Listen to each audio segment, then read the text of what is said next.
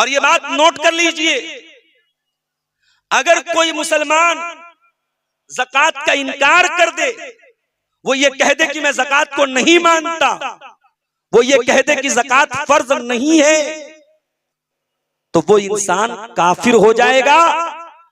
Bill इत्तेफाक वो इंसान काफिर हो जाएगा, मुर्तद हो जाएगा। ज़कात अगर कोई इनकार कर दे वो काफिर हो जाएगा। और अगर कोई ज़कात नहीं देता है, ज़कात उसके माल के ऊपर फर्ज है, उसके पास इतना सोना है, इतनी चांदी है, इतना गल्ला है, इतना माल है जिसके ऊपर ज़कात फर्ज है, और फिर भी वो ज़कात नहीं देता है, उसका अंजाम क्या होगा? ये कुरान से पूछते हैं। कुरान में अल्लाह फरमाता है सूरह तौबा की आयत नंबर 34 और 35 में, वल्लज़ीन यक्निज़ून अज़्ज़हब वल-फ़िद्दत वला युनफ़िक़ूनहा फ़ी सबीलिल्लाहि फ़बश्शिरहुम बिअज़ाबिन अलीम। जो लोग सोना चांदी इकट्ठा करते हैं और उसकी ज़कात नहीं निकालते हैं, उनको दर्दनाक अज़ाब की बशारत सुना दीजिए। दर्दनाक अज़ाब होगा। अल्लाह ताला इतना बोल देता दर्दनाक अज़ाब होगा, इंसान के डरने के लिए इतना काफी था। अल्लाह ने इतने पर बस नहीं किया, अल्लाह ने ज़कात चोरों के अज़ाब की डिटेल बयान की, कैसा अज़ाब दिया जाए। फरमाया यौम युहमा अलैहा फी नारी जहन्नम फतुक्वा बिहा जिबाहुहुम व जुनूबुहुम व ज़ुहूरुहुम।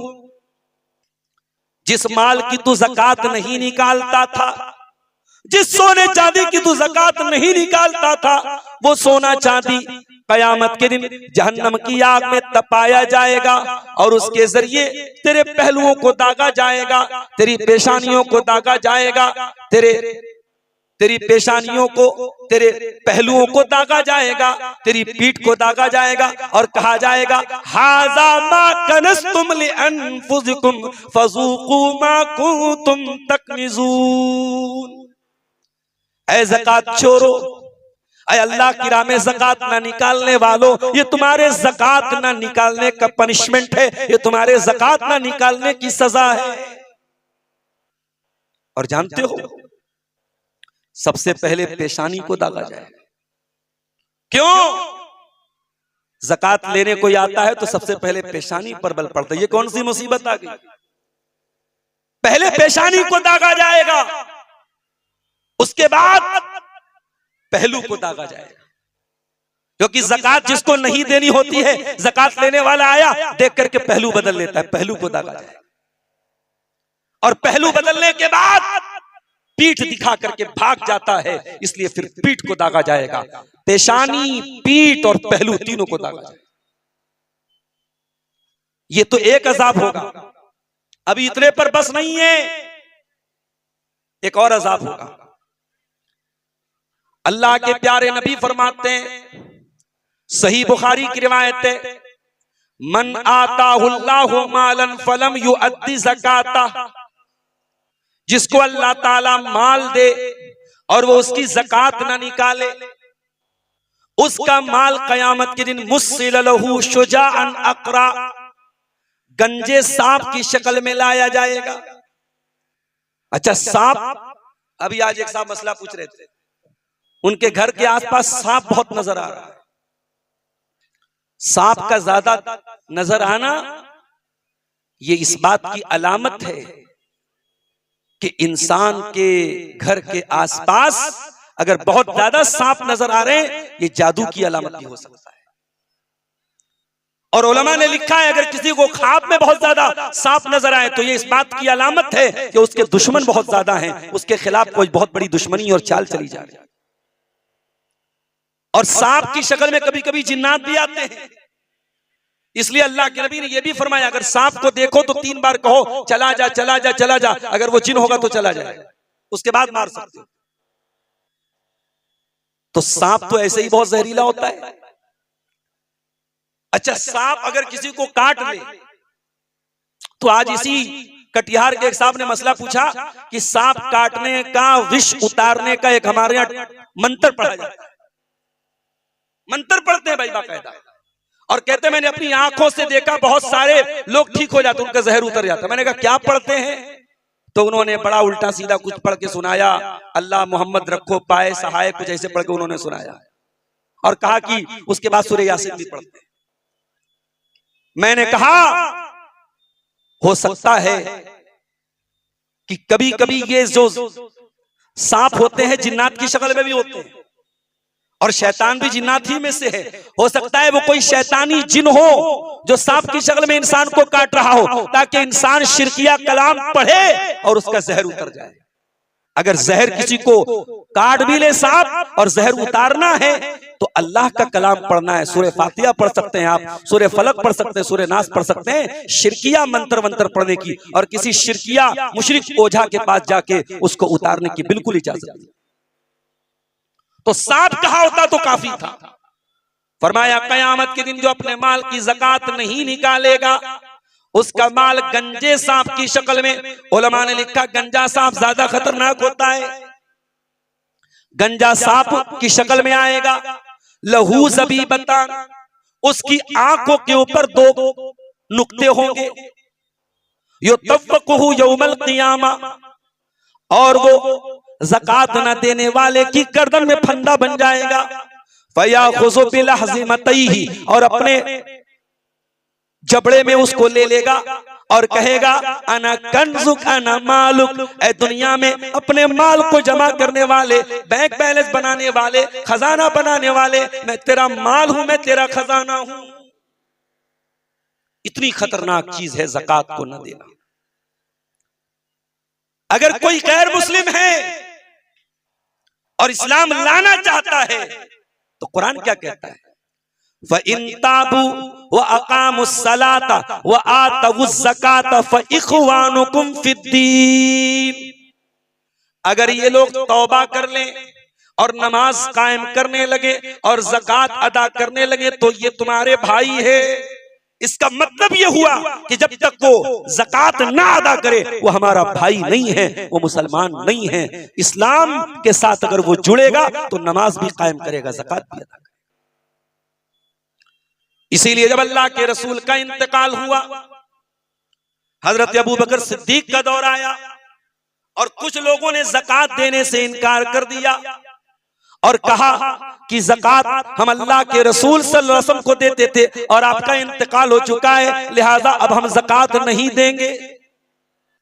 तो हजरत अबू बकर सिद्दीक ने उन ज़कात न देने वालों के खिलाफ जंग का ऐलान किया। हजरत उमर ने रोकने की भी कोशिश की और कहा कि ऐ हजरत अबू बकर, ऐ खलीफे वक्त, ऐ अमीरुल मोमिनीन, अगर आप ज़कात न देने वालों के खिलाफ और ज़कात का इनकार करने वालों के खिलाफ अगर आप जंग करेंगे तो अंजाम सोच लीजिए दुनिया क्या कहेगी, ये तो अपने ही लोगों के खिलाफ जंग कर रहे हैं।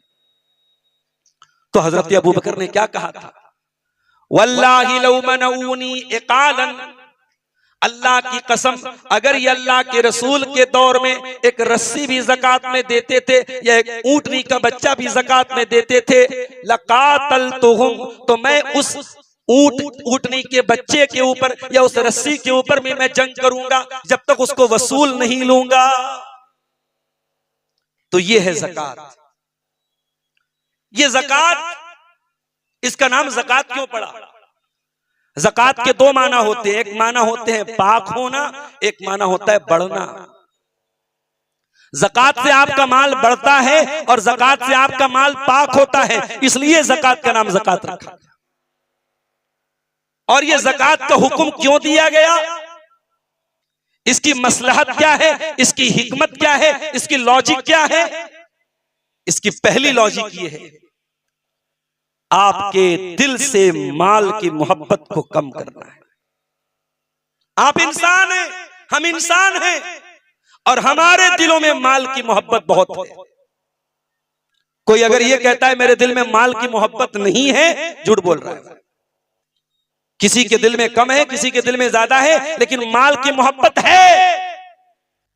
जब आप अपने माल की ज़कात निकालेंगे, 1 करोड़ का आपके पास माल है, 1 करोड़ में 2.5 लाख रुपया आप ज़कात निकालेंगे, 7.5 कुंटल आपके खेत में अनाज पैदा हुआ 7.5 कुंटल अनाज का जब 10% आप ज़कात निकालेंगे तब आपको एहसास होगा कि ये सब माल मेरा नहीं है, इस माल में अल्लाह का भी हक है, इस माल में गरीबों का भी हक है, इस माल में रिश्तेदारों का भी हक है। माल की मोहब्बत ऑटोमेटिक कम होगी। ज़कात का एक मकसद ये भी है आपका माल पाक हो जाए। आप हलाल कमाई करते हैं, पाक कमाई करते हैं, लेकिन कुछ कमी कोताही हो सकती है, कुछ छोटी मोटी गलतियां हो सकती हैं, कुछ अनजाने में कुछ आपसे गुनाह भी हो सकते हैं। ज़कात आपके माल को प्यूरिफाई करेगा, पाक करेगा, फिल्टर करेगा।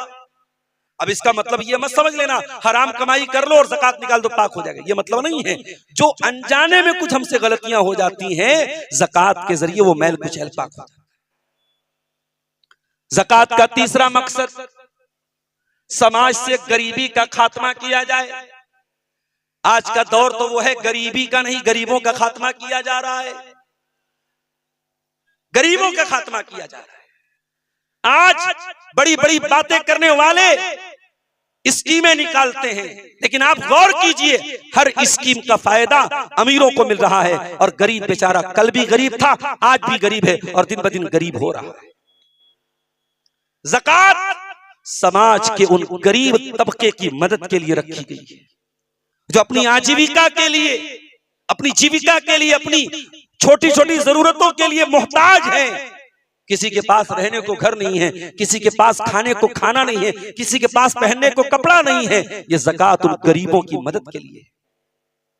और ये भी याद रखो इस ज़कात का एक मकसद और भी है, और वो मकसद ये है कि समाज में अगर कोई ऐसा इंसान है जो है तो मालदार मगर किसी एक्सीडेंट की वजह से, किसी दंगा फसाद की वजह से, किसी चोरी की वजह से बेचारा परेशान, वक्ती परेशान हो गया, उसकी मदद भी आप ज़कात की रकम से कर सकते हैं। ज़कात किसको दे सकते हैं, ये बहुत बड़ा मसला है। आइए कुरान से पूछते हैं ज़कात का हकदार कौन है, ज़कात के मसारिफ क्या हैं। अल्लाह ने फरमाया सूरह तौबा के अंदर, सूरह तौबा की आयत नंबर 60 के अंदर, आयत नंबर 60 के अंदर, इन्नमस सदकातु लिल फुक़राई वल मसाकीनी वल आमिलीना अलैहा। ज़कात फुकरा को दे सकते हैं, फकीर को। फकीर कौन है? जिसके पास माल न हो, जिसके पास दौलत न हो, मोहताज है, जरूरतमंद है, चाहे वो मांगता हो चाहे मांगता ना हो। वल मसाकीन, और ज़कात की रकम से मिस्कीन की भी मदद कर सकते हैं। मिस्कीन के पास माल है मगर इतना नहीं है जितने उसकी जरूरतें पूरी हो जाएं। फकीर वह है जिसके पास कुछ नहीं है, और मिस्कीन वह है जिसके पास है मगर जरूरत भर का नहीं है, उसकी भी मदद हम ज़कात से करेंगे। वल आमिलीना अलैहा, और ज़कात की रकम उसको भी दे सकते हैं जो ज़कात वसूलने जा रहा है। ज़कात वसूलने वाले की सैलरी, उसका पैसा भी ज़कात की रकम से दिया जा सकता है। वल आमिलीना अलैहा, उसके बाद फरमाया वल मुअल्लफति कुलूबुहुम, और ज़कात की रकम उनको भी दे सकते हैं जिनके दिल को इस्लाम की तरफ मायल करना हो। कोई नॉन मुस्लिम है, कोई गैर मुस्लिम है, उसने कुरान पढ़ा, उसने हदीसों को पढ़ा, उसने प्यारे रसूल को पढ़ा, अब वो इस्लाम की तरफ मायल हो रहा है, उसका फाइनेंशियल सपोर्ट कर दिया जाए ज़कात की रकम से, तो हो सकता है वो इस्लाम कबूल कर ले, तो उसको भी ज़कात की रकम दी जा सकती है। उसके बाद फरमाया वह फिर रिकाब, और गर्दन को छोड़ाने में, कोई गुलाम है उसको आजाद कराने में ज़कात की रकम दे सकते हैं। आज के दौर में गुलामी का दौर नहीं है। कोई मुसलमान बेकसूर है और कैद खाने में उसकी जिंदगी बर्बाद हो रही है, जेल की सलाखों के पीछे वो सड़ रहा है, उसको रिहा कराने के लिए कानूनी कार्रवाई करने के लिए वकीलों की फीस भरना या जो भी कानूनी प्रोसेस है वो भी ज़कात की रकम से पूरा किया जा सकता है। उसके बाद फरमाया वल गारिमीन, और ज़कात की रकम कर्जदारों को भी दे सकते हैं। कोई कर्जदार हो गया, उसने अपनी किसी जरूरत के लिए कर्जा लिया और अब बेचारे के पास ताकत नहीं अपना कर्जा अदा करने की, तो ज़कात की रकम से उसकी मदद कर सकते हैं। वफी सबीलिल्लाह, और अल्लाह की राह में जिहाद फी सबीलिल्लाह अगर इस्लामी हुकूमत है, इस्लामी हुकूमत के अंडर में जिहाद फी सबीलिल्लाह का काम हो रहा है, वहां पर भी ज़कात की रकम दी जा सकती है। इसी तरीके से इस्लाम की दावत व तबलीग के जो काम है वो भी अक्सर उलमा के नजदीक इस मद में आते हैं, दावत व तबलीग के लिए भी ज़कात की रकम दी जा सकती है। और आखिरी मसरफ वबनी सबील, कोई मुसाफिर आदमी है, अगरचे वो अपने घर में बहुत पैसे वाला हो लेकिन सफर में अगर वो लुट गया पिट गया, उसकी रकम, उसकी मदद भी हम ज़कात की रकम से कर सकते हैं। अच्छा, ये हो गया ज़कात का मसरफ। अब और आगे बढ़िए, कौन कौन से माल में हमें ज़कात देनी है? सबसे पहले सोना और चांदी की ज़कात समझ लेते हैं। सोने की ज़कात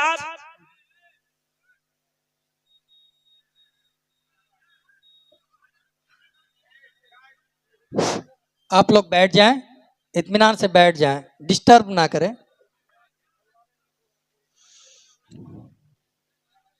सोने की जो ज़कात है उसका मसरफ क्या है? 20 दीनार। 20 दीनार का जो वजन आज के जमाने में कैलकुलेट किया गया तो 20 दीनार का वजन बनता है 85 ग्राम, 85 ग्राम। अगर आपके पास 85 ग्राम या उससे ज्यादा सोना है तो उसकी ज़कात आपको निकालना है 22.5%, 2.5%। अब आज के दौर में मान लो 24 कैरेट सोने की कीमत इस वक्त 10 ग्राम 1,25,000 रुपए की, फॉर एग्जाम्पल, मिसाल के तौर पर, और आपके पास जो सोना है वो 18 कैरेट का है, तो आपको 18 कैरेट के हिसाब से नहीं, आप ये देखिए कि जितनी कीमत का आपके पास 18 कैरेट सोना है उतनी कीमत में अगर आप 24 कैरेट सोना लेते तो कितने का होता? ज़कात 24 कैरेट सोने की देना है, 18 कैरेट की ज़कात नहीं देना है। तो अगर आपके पास 22 कैरेट है, 20 कैरेट है, 18 कैरेट है तो ओरिजिनल सोना, हदीस में सोने की ज़कात बताई गई है, सोना, ओरिजिनल सोना 24 कैरेट है। इसीलिए उलमा ने लिखा कि अगर किसी के पास 18 कैरेट है, 20 कैरेट है, 22 कैरेट है तो वो कीमत निकालेगा, मार्केट वैल्यू निकालेगा और ये देखेगा कि 24 कैरेट के हिसाब से उसके पास जो सोना है वो 85 ग्राम या उससे ज्यादा है कि नहीं। अगर उससे ज्यादा है या उतना है तो उसकी 2.5%, 2.5% ज़कात वो निकालेगा। अब यहां एक मसला और याद रखिए, मैं भी साउथ इंडिया में रमजान में तफसीर के लिए जाता हूं, पिछले साल कर्नाटक गया, वहां यह मसला सामने आया। कुछ लोगों के दिमाग में यह चल रहा था कि हमारी बीवी के पास सोना है, हमने एक बार उसकी ज़कात निकाल दी, जिंदगी भर की छुट्टी हो गई। नहीं, अगर आपके पास सोना है और वो सोना 85 ग्राम या उससे एबव है, उससे ऊपर है, तो हर साल आपको ज़कात निकालना। एक साहब कहने लगे, मौलाना ये कौन सी बात हुई, एक कपड़ा एक बार धुल दिया साफ हो गया, बार बार क्यों धुला जाए? मैंने कहा भाई, हर मिसाल हर जगह आप फिट नहीं कर सकते। कपड़ा गंदा होता है तो बार बार भी धुला जाता है। शरीयत ये कह रही है कि आपके माल के ऊपर अगर साल गुजर रहा है, अगर आपके पास 85 ग्राम सोना है और साल भर से वो है आपके पास, एक साल उसके ऊपर गुजर गया तो उसकी ज़कात आपको देना है और हर साल आपको देना है अगर वो सोना आपके पास। और यहां एक बड़े पॉइंट की बात आपको बताऊं, हिंदुस्तान में हमारे जो हनफी भाई रहते हैं वो आमतौर से अहले हदीसों के बारे में ये समझते हैं कि ये इमाम अबू हनीफा को नहीं मानते।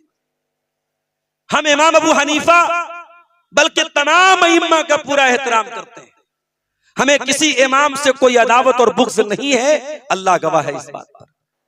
हमारी दावत सिर्फ इतनी है कि चाहे इमाम अबू हनीफा हो, चाहे इमाम मालिक हो, चाहे इमाम शाफई हो, चाहे इमाम अहमद बिन हंबल हो, उनकी जो बात कुरान और हदीस के मुताबिक हमें मिलती है हम ले लेते हैं। जो बात कुरान और हदीस के खिलाफ नजर आती है हम पूरे एहतराम के साथ, पूरे सम्मान के साथ, पूरी रिस्पेक्ट के साथ उनकी वो बात कबूल नहीं करते हैं, लेकिन उनका एहतराम तब भी करते हैं।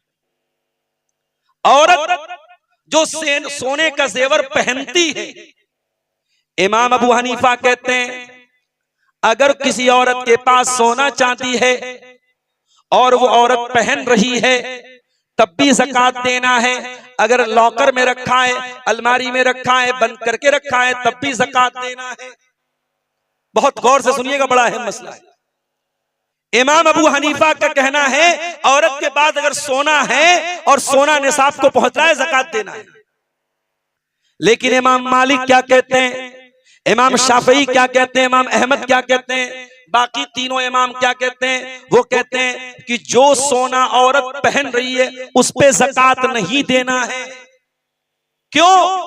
क्योंकि इंसान जो चीज यूज करता है उस पर ज़कात नहीं देना है।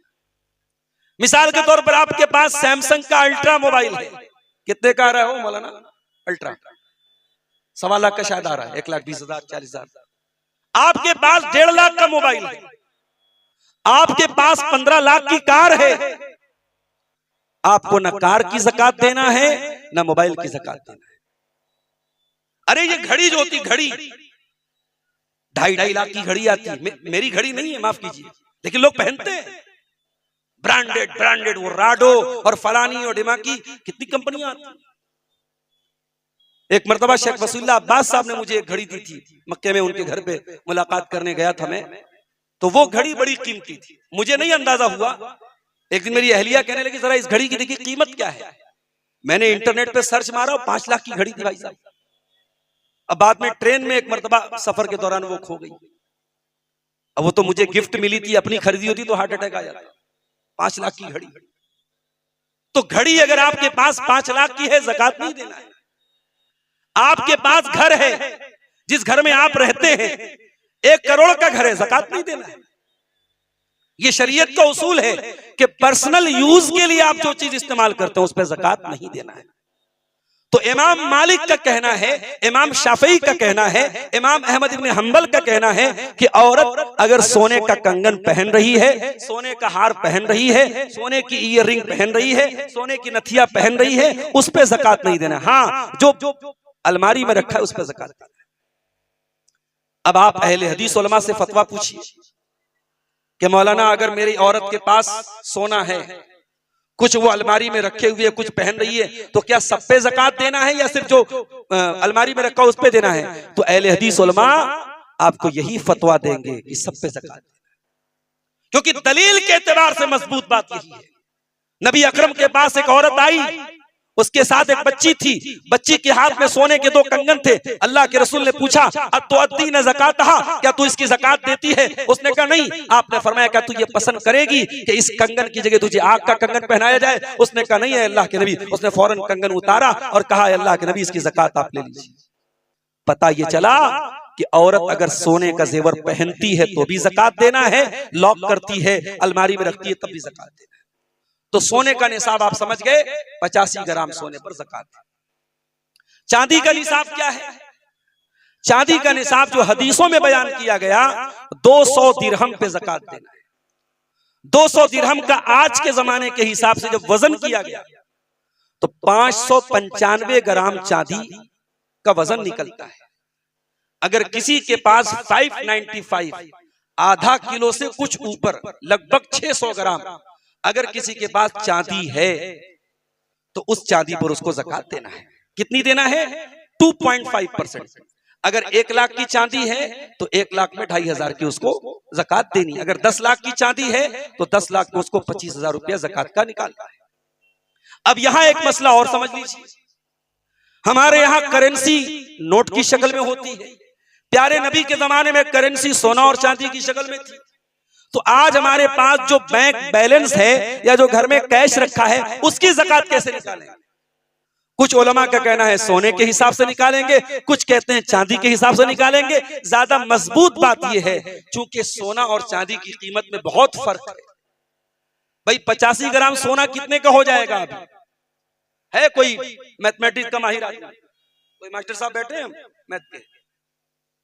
भाई 10 ग्राम सोना अगर 1,25,000 का है, 10 ग्राम सोना अगर 1,25,000 का है तो मैं समझता हूं कि 85 ग्राम सोना 10 लाख के ऊपर का हो जाएगा। यानी आप अगर सोने के हिसाब से कैश रकम की ज़कात निकालेंगे तो 10 लाख तक की रकम ज़कात से बच जाएगी। इसलिए एहतियात इसमें है कि करेंसी में, बैंक बैलेंस में, पैसे में हम ज़कात के लिए चांदी को निसाब मानेंगे। अब चांदी की मौजूदा करंट कीमत क्या है आप पता कर लीजिए और उसमें आप निकाल लीजिए कि 600 ग्राम चांदी की कितनी कीमत निकलती है।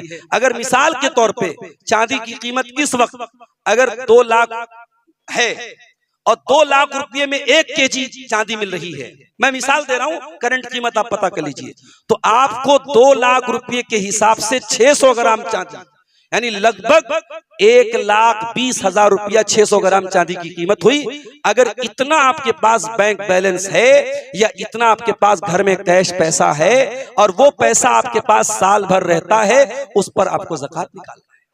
कितना निकालना है? 2.5%, 2.5% आपको ज़कात निकालना है। अगर आपके पास 10 लाख रुपया है 25,000 निकालना है, 1 लाख रुपया है 2,500 रुपया निकालना है। ये चांदी की ज़कात हो गई, सोने की ज़कात हो गई, कैश की ज़कात।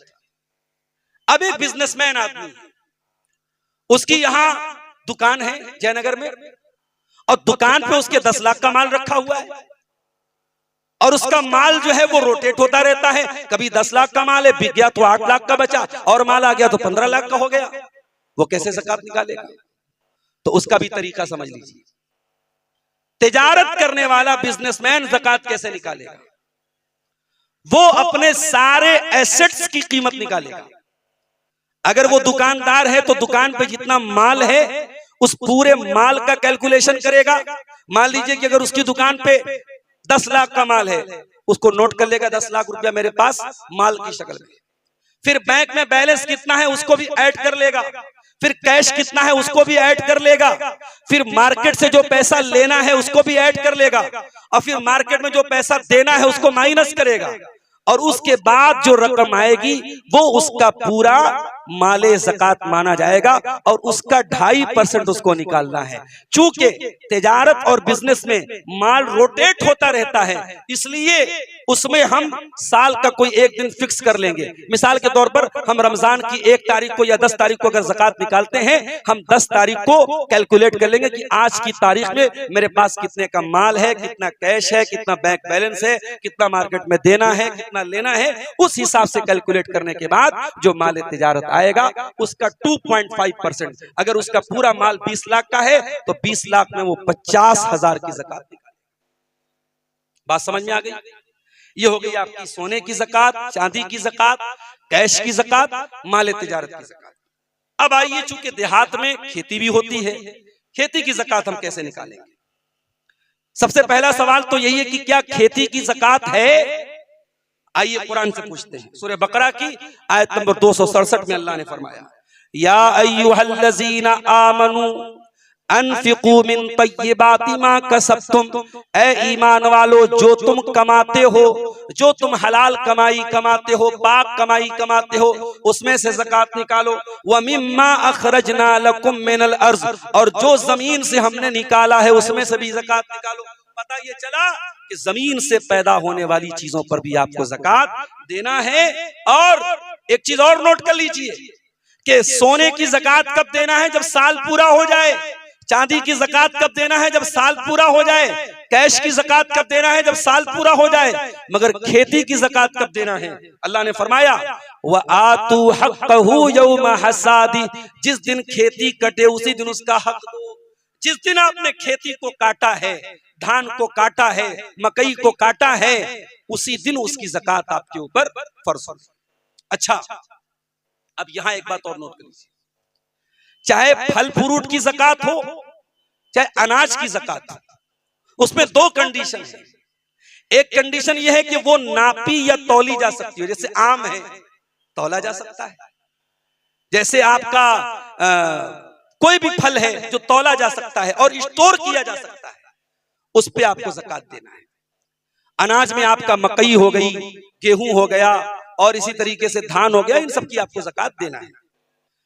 और उसमें एक मसला और याद रखिए, अल्लाह के नबी ने फरमाया, फीमा सकतिस समाउ औ कान उसरियन अल उश्र, कि जो आसमानी बारिश से जिसकी सिंचाई हो रही है, आपको अलग से ट्यूबवेल नहीं लगाना पड़ रहा है, आपको नल नहीं लगाना पड़ रहा है, आपको पंप नहीं लगाना पड़ रहा है, आसमानी बारिश से या नदी से या नाले से वो सैराब हो जा रही है, खुद मखुद उसकी सिंचाई हो जा रही है, जमीन की अपनी तरी से वो चीज तैयार हो जा रही है, उस पे आपको 10% ज़कात देना है। जितनी भी आपके पास वो चीज पैदा हो रही है उसका 10वां हिस्सा, अगर आपके पास, मैं मिसाल दे रहा हूं, अभी मैं बताऊंगा, 1 कुंटल अगर वो चीज पैदा हो रही है तो 1 कुंटल पे आपको 10 किलो देना है। लेकिन अगर आप खुद सिंचाई कर रहे हैं ट्यूबवेल के जरिए, मशीन के जरिए, पंप के जरिए, तो फिर उसका हाफ आपको देना है, यानी 5% आपको ज़कात देना है। आपको 100 रुपये में 5 रुपया ज़कात देना है। अब यह सवाल पैदा होता है कि गल्ले का निसाब क्या है, कितने गल्ले पर हमें कितने अनाज पे ज़कात देना है। अल्लाह के नबी ने फरमाया, लैसा फीमा खम्सति औसतिन सदका, 5 वस्क से कम में ज़कात नहीं है। 1 वस्क कितना होता है? 60 सा का, 60 सा का 1 वस्क होता है, और 5 वस्क से कम में ज़कात नहीं है, और 1 सा 2.5 किलो का होता है। तो इस कैलकुलेशन के हिसाब से 5 वस्क का मतलब हो गया 7.5 कुंटल। अगर आपका धान 7.5 कुंटल है, मकई 7.5 कुंटल है, और इसी तरीके से जो भी अनाज आप पैदा कर रहे हैं उस पर अगर 7.5 कुंटल या उससे ज्यादा वो निकल रहा है, तो जिस दिन आप कटाई करते हैं उसकी ज़कात आपको देना है। चाहे आप उसी की शक्ल में दीजिए जो उसकी मार्केट वैल्यू है, उस मार्केट वैल्यू के हिसाब से। अगर आप आसमानी बारिश से खेती हो रही है तो 10% देना है, और ट्यूबवेल वगैरह के जरिए कर रहे हैं तो 5%। अब एक सवाल पैदा होता है, हमने सब्जी निकाली है, आलू बोया है, हमने बैगन बोया है, हमने सब्जी अपने खेतों में बोई है, तो सब्जी की ज़कात देना है कि नहीं देना है? अल्लाह के नबी ने फरमाया, लैसा फिल खज़रावाति सदका, सब्जी की आपको कोई ज़कात नहीं देना है। लेकिन हाँ, अगर वो सब्जी आप मार्केट में बेच रहे हैं, आप अपने यूज में ले रहे हैं, रिश्तेदारों को बांट रहे हैं, कोई बात नहीं, सब्जी पे ज़कात नहीं है। लेकिन सब्जी आप बेच देते हैं तो फिर वो माले तिजारत है। जब आप उसको बेचेंगे तो उससे जो कीमत आपको मिल रही है उस कीमत को आप अपने कैश रकम में जोड़ेंगे। अगर वो कैश रकम आपकी 595 ग्राम चांदी से ऊपर की बन रही है तो उसकी ज़कात आपको। अगर आलू आप अपने खेत में बो रहे हैं और आलू आपने मान लीजिए बेच दिया, 2 लाख का आलू बिक गया या 2 लाख की आपकी सब्जी बिक गई, तो वो 2 लाख रुपया आपके कैपिटल में जोड़ा जाएगा और उसकी ज़कात आपको निकालनी। एक मसला और समझ लीजिए, मकान पे ज़कात नहीं है, लेकिन हाँ, अगर कोई प्रॉपर्टी डीलर है, कोई रियल एस्टेट का काम कर रहा है, जमीनों का कारोबार कर रहा है, 10 लाख की जमीन कटिहार में लेके बैठा है, 10 लाख की पूर्णिया में लेके बैठा है, 10 लाख की अररिया में लेके बैठा है, तो अब ये जमीन उसकी माले तिजारत मानी जाएगी। और जिस तरीके से दुकानदार अपने माल की ज़कात निकालता है, रियल एस्टेट का काम करने वाला जितनी जमीनें उसके कब्जे में हैं उनकी वो ज़कात निकालेगा। करंट वैल्यू, अगर हमने 10 लाख की जमीन खरीदी थी और इस मकसद के लिए खरीदी थी कि ज्यादा कीमत होगी तो बेच देंगे, इन्वेस्टमेंट के पर्पज से खरीदी थी और साल पूरा हो रहा है तो हमें ज़कात देना है। हाँ, अगर हमने जमीन इसलिए खरीदी थी हमारे बच्चों के काम आ जाए, या हमारा मकसद क्लियर नहीं, हमने जमीन खरीद के छोड़ दी, हम उसमें दुकान भी बना सकते हैं, मकान भी बना सकते हैं, बच्चों को भी दे सकते हैं, अगर मकसद क्लियर नहीं है तो ज़कात नहीं देना। अगर मकसद क्लियर है कि आपने बिजनेस पर्पस से जमीन खरीदी थी तो जमीन को भी ज़कात, जमीन पर भी ज़कात आपको देना पड़ेगा। और एक चीज और नोट कर लीजिए, अगर आपके पास जमीन है, घर है, तो घर पे तो ज़कात नहीं है, लेकिन अगर आप अपने घर में लोगों को किराए पे रखते हैं, दुकानें किराए पे आपने दे के रखी है, होटल खोल के रखा है, पेट्रोल पंप खोल के रखा है, तो उससे जो रेंटल आ रहा है, जो किराया आ रहा है, उस किराए पर आपको ज़कात देना है। वो किराया आपकी कैपिटल में जोड़ा जाएगा और उसकी ज़कात आपको निकालनी पड़ेगी। अब इसके अलावा ज़कात के मुतालिक कुछ बातें और आप समझ लीजिए। ज़कात में एक कंडीशन ये भी है कि ज़कात मुसलमान पर फर्ज है और उसके ऊपर फर्ज है जो उस माल का मालिक हो। जब तक आप किसी चीज के मालिक नहीं हैं आपको उसकी ज़कात नहीं देना है। और इसी तरीके से एक कंडीशन उलमा ने यह भी लिखी है कि आजाद को ज़कात देना है, गुलाम के ऊपर ज़कात फर्ज नहीं है। तो ज़कात की ये सारी कंडीशन अगर पूरी हो रही है तो आपको ज़कात देना है। और अगर आप ज़कात नहीं देंगे तो मैंने हदीसें भी आपको पढ़ के सुनाई, कुरान की आयत भी पढ़ के सुनाई कि दर्दनाक अज़ाब होगा। और अल्लाह के नबी ने तो यहां तक फरमाया कि जब कोई कौम अपने माल की ज़कात नहीं निकालती है, इल्ला मुनिउल क़त्र मिनस समा, आसमान से बारिश होना बंद हो जाती है। आज आप देखें, हर साल हम देखते हैं कि बिहार में सूखा पड़ गया, किसान ने आत्महत्या कर ली, पैदावार नहीं हुई, आम की फसल बर्बाद हो गई, धान की फसल बर्बाद हो गई। ये जो फसलें बर्बाद हो रही हैं, ये जो बारिश समय से नहीं हो रही है या ज्यादा हो जा रही है या बहुत कम हो रही है, इसका ताल्लुक इस चीज से है कि आज अपने माल की हम ज़कात सही तरीके से नहीं निकालते। मेरे भाइयों, कुछ लोगों का यह भी कहना है कि हम इंडियन गवर्नमेंट को टैक्स दे रहे हैं, हर चीज में जीएसटी दे रहे हैं, साल में इनकम टैक्स भी दे रहे हैं, हम ज़कात क्यों दें? अगर ऐसी बात कोई कहता है, अपने ईमान की खैर मनाए हुए इंसान। ज़कात कोई टैक्स नहीं है, माफ करना, आप जीएसटी देते हैं, ये टैक्स है जो इंडियन गवर्नमेंट आपसे लेती है। ज़कात कोई टैक्स नहीं है, ज़कात इबादत है, ज़कात आपके माल में अल्लाह का हक है। ये माल धरा का धरा रह जाएगा मेरे प्यारे साथी। जिस दिन आप मरेंगे, ये सारा माल दूसरों के लिए छोड़ के जाएंगे। इस माल की मोहब्बत लेके सीने में कब्र में चले जाएंगे और मुनकर नकीर आएंगे, वहां आपका माल आपके काम नहीं आएगा मेरे साथ।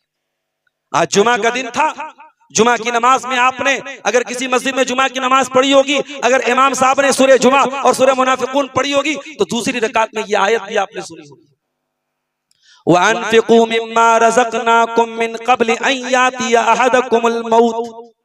ऐ मेरे बंदो, अल्लाह ने तुमको जो रोजी दी है उसमें से खर्च करो, इसके पहले कि मौत आ जाए।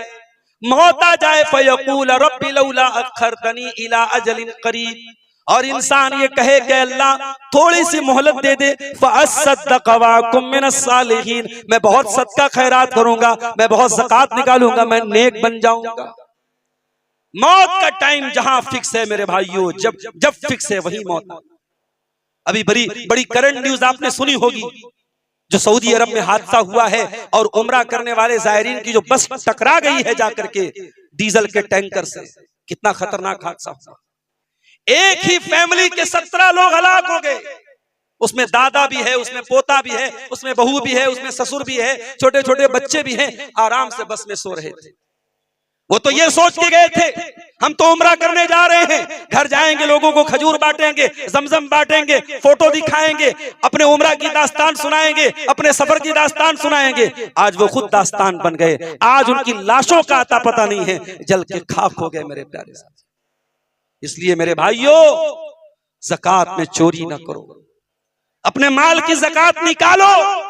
और मुझे अफसोस होता है, कुछ लोग नमाज के तो पाबंद होते हैं, रमजान का रोजा पाबंदी से रखते हैं, लेकिन ज़कात के मामले में बड़े लापरवाह होते हैं।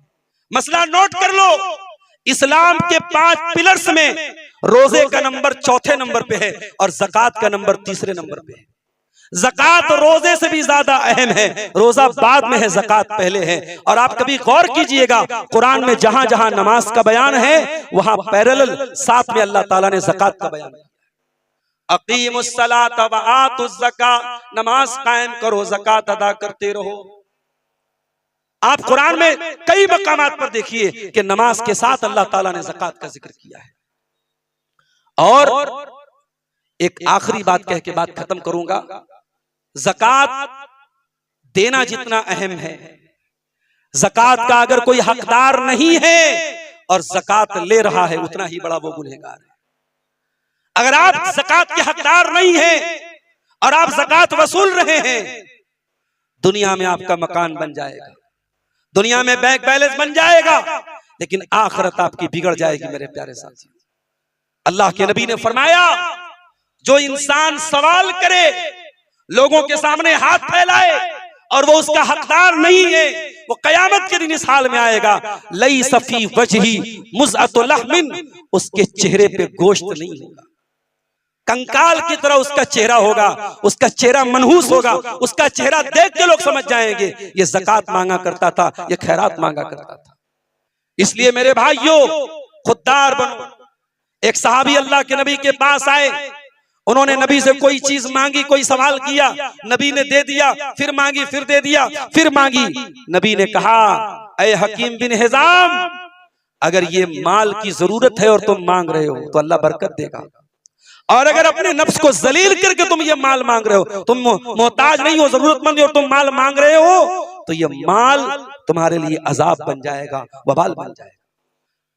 हकीम बिन हिजाम ने उसके बाद कभी जिंदगी में अल्लाह के नबी के ऊपर, अल्लाह के नबी से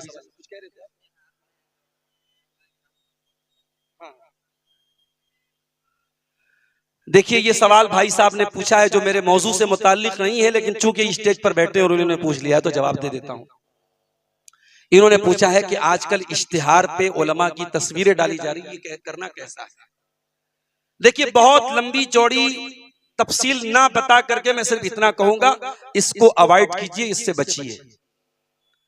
इसलिए कि अगरचे कैमरे की तस्वीरों का वो मसला नहीं है जो पेंटिंग वाली तस्वीर का है, और जिस तस्वीर के बारे में हदीसों में कहा गया है कि उसके बनाने वाले को अजाब दिया जाएगा, वो एक अलग मसला है।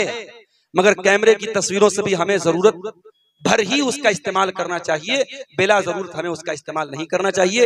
लिहाजा जलसों के गेट पर और इश्तिहारात पर, और कई कई जगहों पर ये इश्तिहारात मस्जिद में भी जाते हैं, मुनासिब नहीं है। हमें और आपको इससे बचना चाहिए, परहेज करना चाहिए।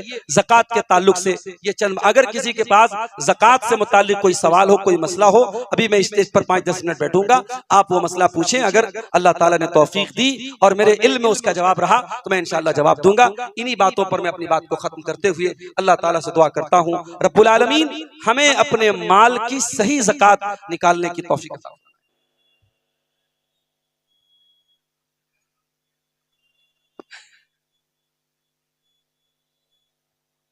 कमेटी की तरफ से 10 मिनट चंदे की दरखास्त की गई है। अब चंदा हमारे मौलाना अख्तर मिफ्ताही साहब, 1 मिनट इशारतन, जैसा कि आपसे कहा गया, दौरान तकरीर शेख ने वजाहत की है, फिर भी लोगों के जहन में इश्काल है, उसको दूर कर दिया जाए।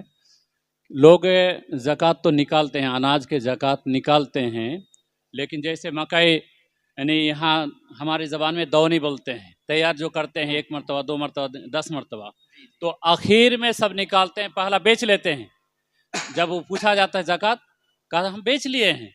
बाद में जो निचली ज़मीन जो होती है, वहाँ के अनाज बहुत छोटे होते हैं, उसको हमारे यहाँ चुनी बोलते हैं, वो सब ज़कात निकालते हैं। तो क्या इस तरह लास्ट में ज़कात निकालना सही है? बहुत अहम मसला शेख ने पेश किया है।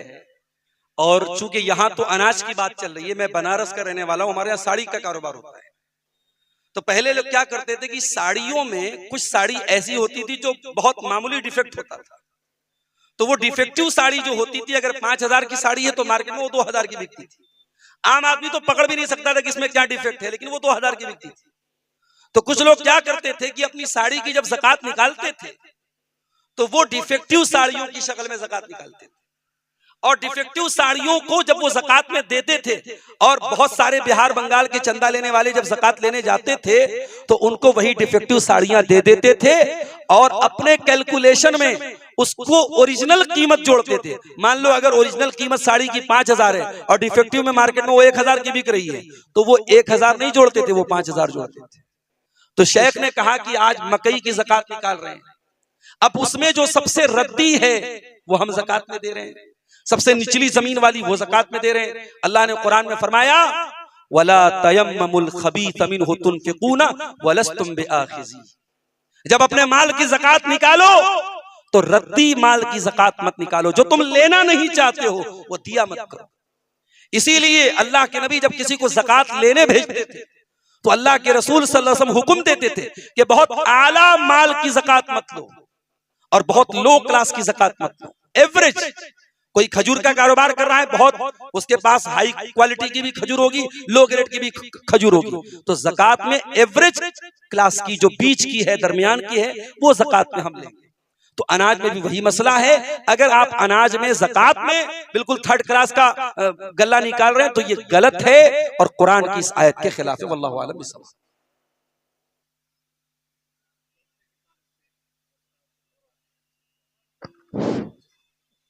ईदगाह के ताल्लुक से जी ईदगाह की ज़मीन छोटी हो जाने पर क्या दूसरी जगह ज़मीन खरीदी जा सकती है? बिल्कुल खरीद सकते हैं। जब जरूरत पड़ने पर मस्जिद को ट्रांसफर किया जा सकता है। हिंदुस्तान में बहुत सारी मस्जिदें हैं और हिंदुस्तान में क्या सऊदी अरब में भी हैं कि जहां मस्जिद थी वहां हाईवे बन गया, उस मस्जिद को कहीं और मुंतकिल कर दिया गया, तो कर सकते हैं, कोई हर्ज नहीं। आबादी बढ़ गई, पहले ईदगाह छोटी थी, अब हमें बड़ी ईदगाह की जरूरत है, तो उस जमीन को बेच करके हमें एक बड़ी जगह ले लें, कोई हर्ज की बात नहीं इंशाअल्लाह। इसमें 3 सवाल किए गए हैं और शेख का जिनका भी सवाल हो, शेख का जो उन्वान था उस ताल्लुक से सवाल कर दिया गया है। बाकी 2 सवाल आपके हैं, दीगर उलमा से पूछे जा सकते हैं।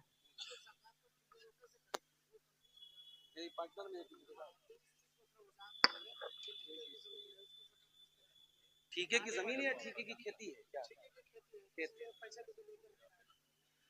देखिए, खेती के बहुत सारे मसाइल, चूंकि मैं किसान नहीं हूँ, मैं बनारस का रहने वाला हूँ, हमारे यहाँ खेती नहीं होती, तो खेती के बहुत सारे मसाइल से मैं नावाकिफ भी हूँ।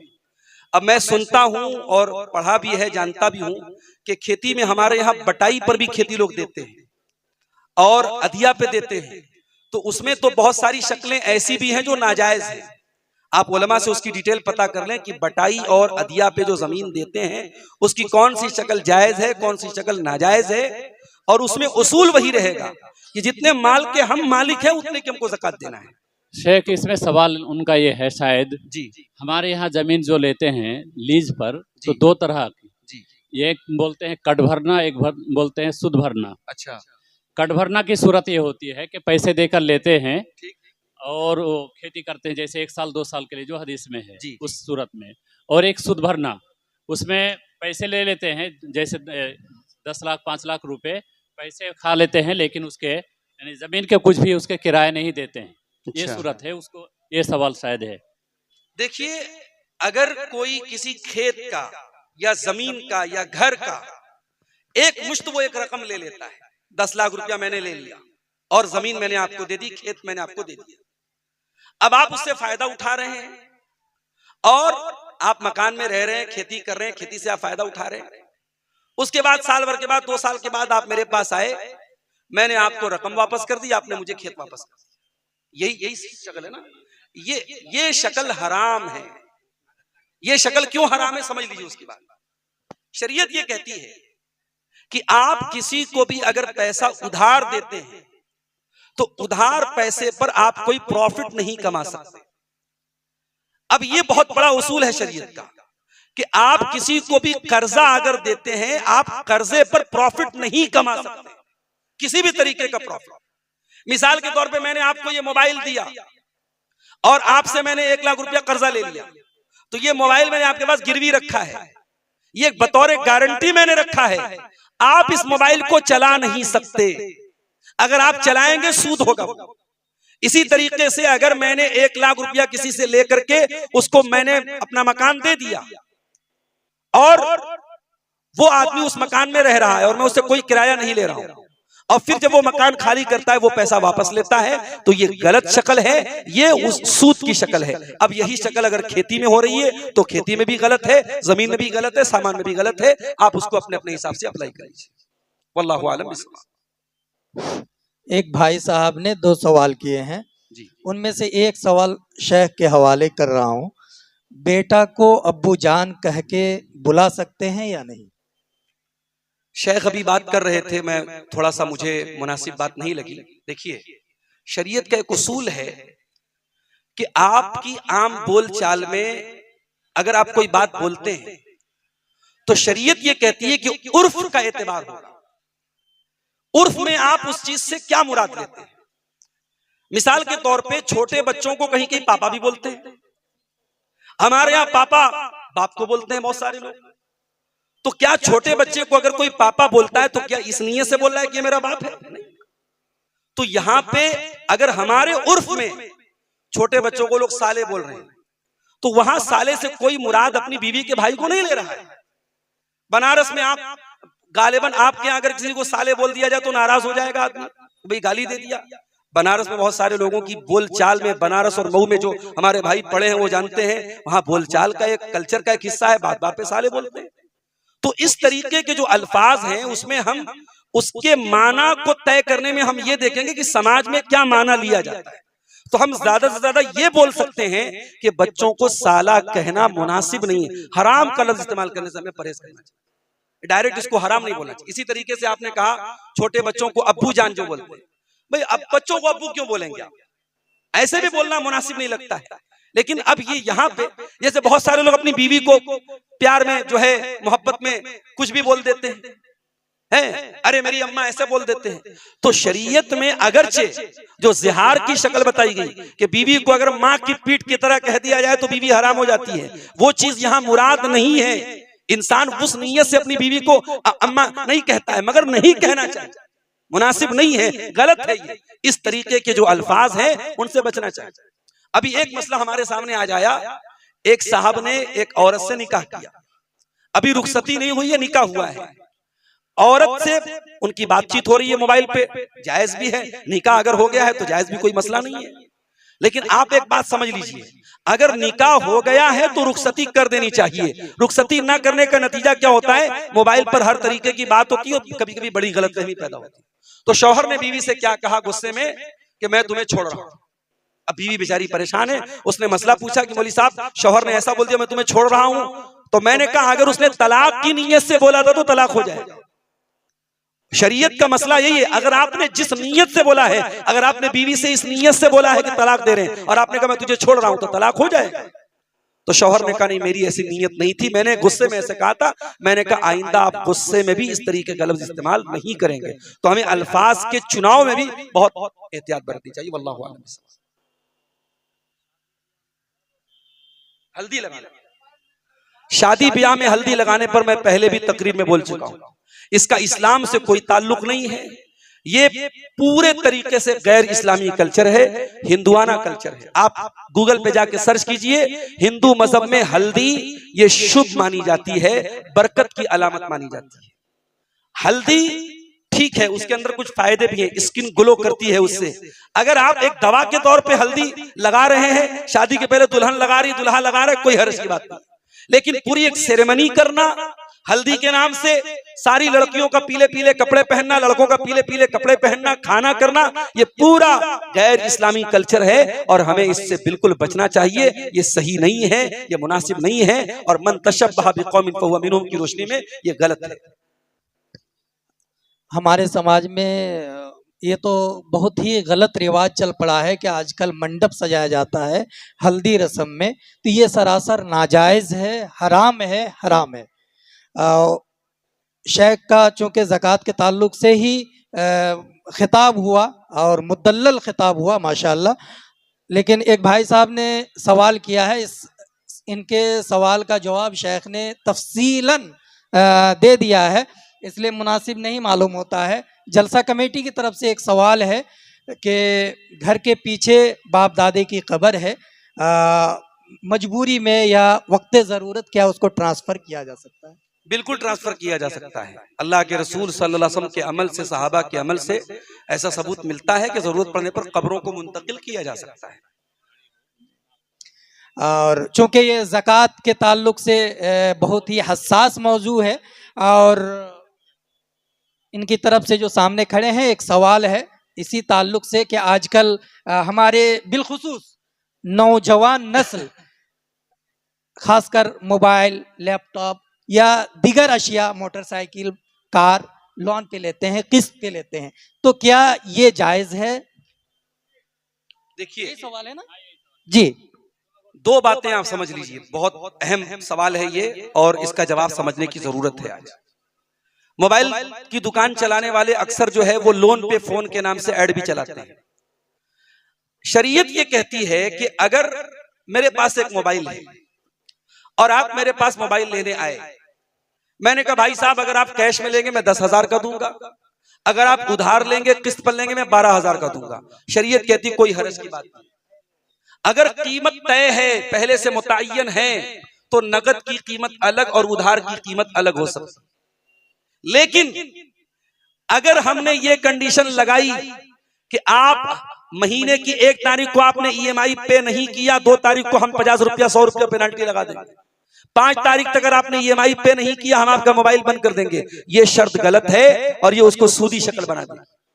दूसरी बात ये कि जो आदमी मोबाइल बेच रहा है, जो 2 व्हीलर बेच रहा है, जो 4 व्हीलर बेच रहा है, जो उसका मालिक है, वो आपको फाइनेंस कर सकता है, थर्ड पार्टी फाइनेंस नहीं करेगी। अगर थर्ड पार्टी फाइनेंस करेगी तो सूद माना जाएगा। तो आज मोबाइल की दुकानों पर जो भी मोबाइल आपको लोन पे दे रहा है वो खुद नहीं दे रहा है, वो बजाज फाइनेंस के थ्रू दे रहा है, वो किसी कंपनी थर्ड पार्टी के थ्रू दे रहा है। तो थर्ड पार्टी के जो थ्रू दे रहा है तो फिर आपका सौदा उस दुकानदार से नहीं हुआ, दुकानदार को तो अपने मोबाइल की कीमत मिल गई, अब आपका जो सौदा हुआ है वो बजाज फाइनेंस से हुआ है, आपका बैंक से लोन पास हुआ है, तो बैंक से आपने उधार लिया, आपने सामान नहीं लिया, आपने बैंक से पैसा उधार लिया है। 10,000 का मोबाइल था, बैंक ने वो 10,000 मोबाइल के दुकानदार को दे दिया और उस 10,000 पर बैंक आपसे इंटरेस्ट लेकर के आपसे 12,000 15,000 ले रहा है, प्लस हर महीने आपसे जो है ईएमआई पर फाइन लेगा। इसलिए मेरे और जज़ाकुमुल्लाह, चूंकि वक्त भी ख़त्म हुआ चाहता है, और आखिरी सवाल शेख से कि कुरान मजीद को रूई या दीमक खा जाए तो ऐसी सूरत में उसे क्या करना चाहिए? देखिए, जो कुरान करीम इस लायक नहीं है कि उसको पढ़ा जा सके, वो दीमक लग गया या खराब हो गया, वो सीधा हो गया, तो उसको क्या किया जाए, ये एक आम सवाल आता है। उसमें 2 तरीका आप अपना सकते हैं।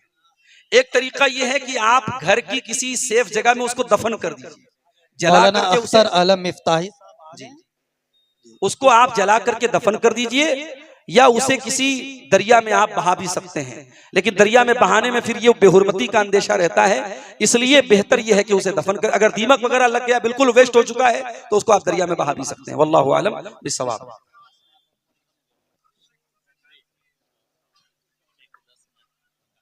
जज़ाकुमुल्लाह, चूँकि मैं आप तमाम सामीन हजरात से ये बता दूं कि शेख के प्रोग्राम के फ़ौरन बाद अभी आपके सामने जनाब अख्तर आलम मिफ्ताही साहब तशरीफ़ ला चुके हैं स्टेज में, उनका खिताब होगा, और इनके फ़ौरन बाद मौलाना जर्जिस चतुर्वेदी साहब का, जिसका आप बेसब्री से इंतज़ार कर रहे होंगे, उनका खिताब होना है। तो इसलिए आप अपनी जगह पकड़े रहें और दिल जमी के साथ बैठें। बस 5 मिनट का वक्त शेख से लेना चाहूँगा, क्योंकि जलसा कमेटी का बार बार इशारा हो रहा है कि आपकी तरफ से एक दरख्वास्त हो जाती ईदगाह के ताल्लुक से और कब्रिस्तान के ताल्लुक से, क्योंकि ये बहुत बड़ा प्रोग्राम है। हजरात, आप जानते हैं आज का ये प्रोग्राम ईदगाह के लिए है ये? हाँ जी। अच्छा, ईदगाह और कब्रिस्तान दोनों के लिए। जयनगर के हमारे भाइयों ने ये प्रोग्राम ईदगाह के लिए और कब्रिस्तान के लिए, उसकी जमीन के लिए रखा है, उसके ताउन के लिए। मैं 5 मिनट का वक्त मेरे पास सिर्फ है, मुझे फौरन निकलना है।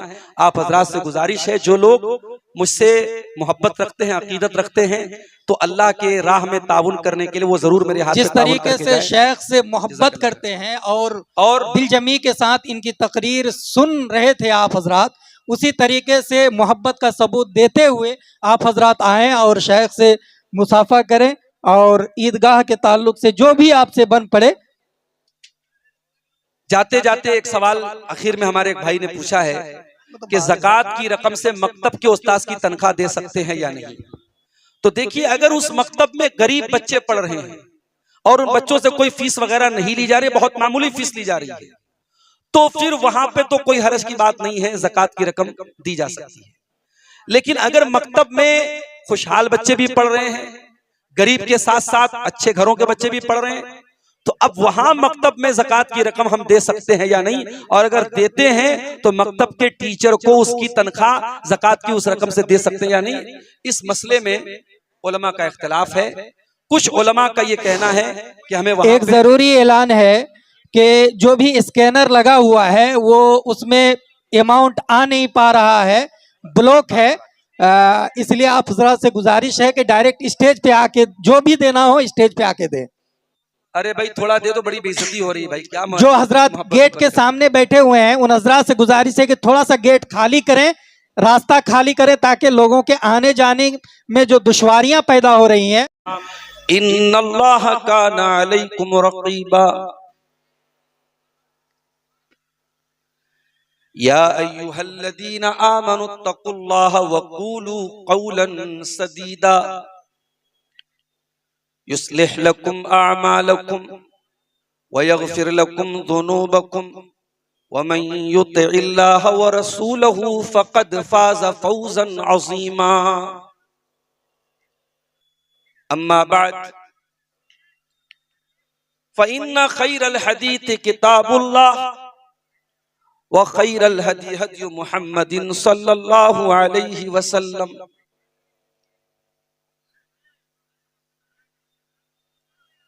व शर्रल उमूरि मुहदसातुहा व कुल्ल मुहदसतिन बिदअह व कुल्ल बिदअतिन ज़लालह व कुल्ल ज़लालतिन फिन्नार। अऊज़ु बिल्लाहि मिनश शैतानिर रजीम। बिस्मिल्लाहिर रहमानिर रहीम।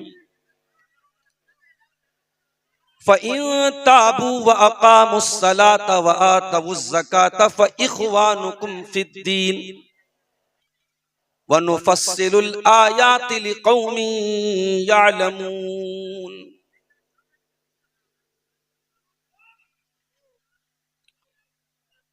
करो समाज की खिदमत ज़कात देते रहो।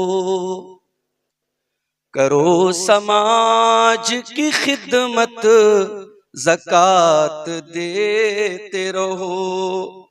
है ये उसूल जमाअत ज़कात देते रहो। तुम्हें गरीब नवाजेंगे सब दुआओं से। तुम्हें गरीब नवाजेंगे सब दुआओं से। बढ़ेगा नफ़्ए तिजारत ज़कात देते रहो। किताब रब में मिला हुक्म रब का कितनी बार। किताब रब में मिला हुक्म रब का कितनी बार। मिलेगी घर में भी बरकत ज़कात देते रहो। जो मुस्तहिक है उन्हें ढूंढो और मदद भी करो। जो मुस्तहिक है उन्हें ढूंढो और मदद भी करो। घटेगी मुल्क से गुर्बत ज़कात देते रहो। खुदा ने जिक्र किया इसका भी नमाज के साथ। खुदा ने जिक्र किया इसका भी नमाज के साथ। है जाहिर इससे फजीलत ज़कात देते रहो। मुहतरम सदर इजलास,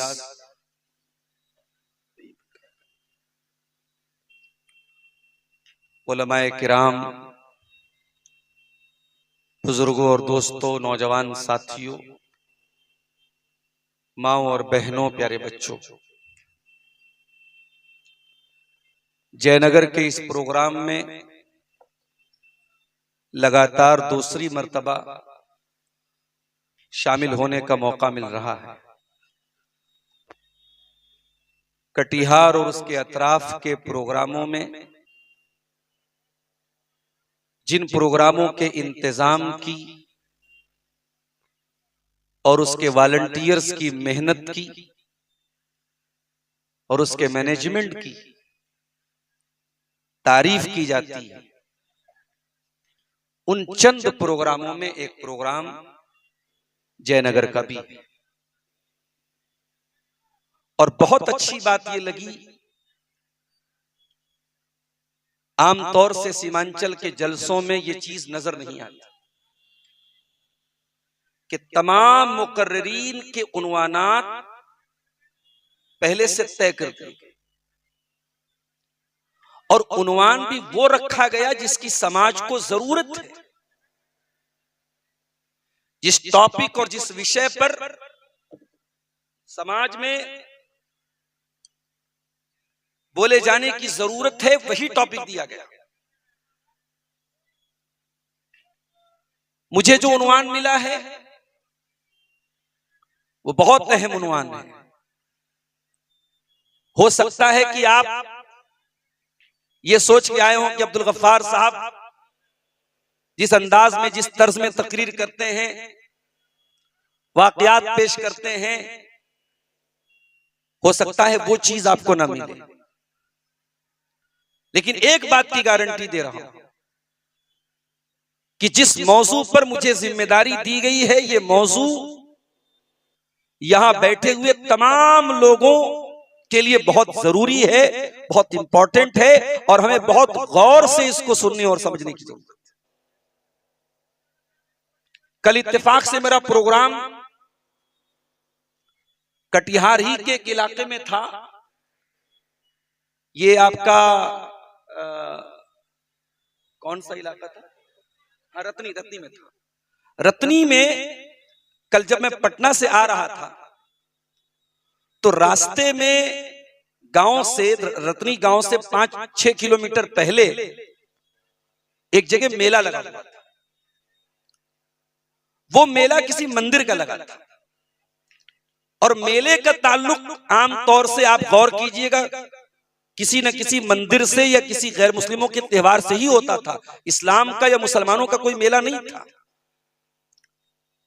तो वहां बड़ा रश लगा हुआ था। तो वहां से जब मैं गुजरा तो मेरे दिल में ख्याल आया कि हमारे सीमांचल के जलसों में जो माहौल होता है वो किसी मेले से कम नहीं होता। जितने लोग पिंडाल में हैं उससे ज्यादा लोग रोड पर मिल जाएंगे और लड़के भी मिलेंगे, लड़कियां भी मिलेंगी। वो इस्लाम जो मर्द और औरत के इख्तिलात से मना करता है, आप गौर कीजिए जलसे जैसी पाकीज़ा मजलिस में जम करके इख्तिलात मर्दो ज़रूर। रास्ते में दुकानें लगी हैं, नौजवान वहां पे खा रहे हैं, पी रहे हैं, खरीदारी कर रहे हैं, लड़के भी हैं, लड़कियां भी हैं, इशारेबाजी हो रही है, बातें हो रही हैं और बहुत कुछ ऐसा हो रहा है जो मैं यहां बयान भी नहीं कर सकता। और ये बात हम उलमा के दरमियान कई बार ये बात आई कि हमें अपने जलसों की इस्लाह करने की जरूरत है। कई बार ये भी हुआ जलसे वालों ने इश्तिहार पे लिख दिया कि किसी दुकान की इजाजत नहीं होगी, कोई स्टॉल नहीं लगेगा। जलसा फीका पड़ गया। एक जगह जलसे में मैंने देखा, भी झारखंड में एक प्रोग्राम था, वहां लेडीज का इंतजाम ही नहीं रखा लोगों ने। क्या लेडीज का रखेंगे तो मुसीबत है। तो हमें और आपको बहुत सीरियस होकर इस मसले पर गौर करने की जरूरत है। जलसों की समाज को जरूरत है। जलसों के जरिए बेदारी आती है, जलसों के जरिए बहुत सारे मसाइल का हल उम्मत के सामने आता है। लेकिन अगर इन जलसों से समाज में कुछ बुरी चीजें भी आ रही हैं तो हमें उसको बहुत कंट्रोल करने की जरूरत है। आप अपने जलसों को मेले ठेले से पाक कीजिए। और कल गैर मुस्लिमों का वो मेला देख करके मुझे ऐसा लगा कि वो हमारे यहाँ जो जलसों में जो मेले की कैफियत है वो गैर मुस्लिमों ही के जरिए आई। मुझे मौजू मिला है ज़कात के ऊपर। ज़कात है क्या? ज़कात इस्लाम के उन 5 पिलर्स में से एक चीज है जिसके ऊपर इस्लाम की बुनियाद कायम है। सही बुखारी की 5वीं हदीस जो बच्चों को स्कूल में रटाई जाती है, मदरसे में पढ़ाई जाती है, छोटे छोटे बच्चे याद करते हैं। बुनियल इस्लाम अला खमसिन, इस्लाम की बुनियाद 5 चीजों पर है। शहादती अल्लाह इलाहा इल्लल्लाह व अन्ना मुहम्मद रसूलुल्लाह, अल्लाह ताला के सिवा कोई इबादत के लायक नहीं, मोहम्मद सल्लल्लाहु अलैहि वसल्लम अल्लाह के रसूल हैं। पहली चीज इसकी गवाही देना। वह इकामिस सला, नमाज कायम करना, वह ईताई ज़कात अदा करना, वह सौमी रमजान, रमजान का रोजा रखना, वह हज्जिल बैती मन इस्तता इलैहि सबीला, और अल्लाह के घर का हज करना जो वहां जाने की ताकत रखता। इसका मतलब यह हुआ कि इस्लाम के जो 5 पिलर्स हैं, तो इस्लाम की 5 बुनियादें हैं, उसमें से एक ज़कात है।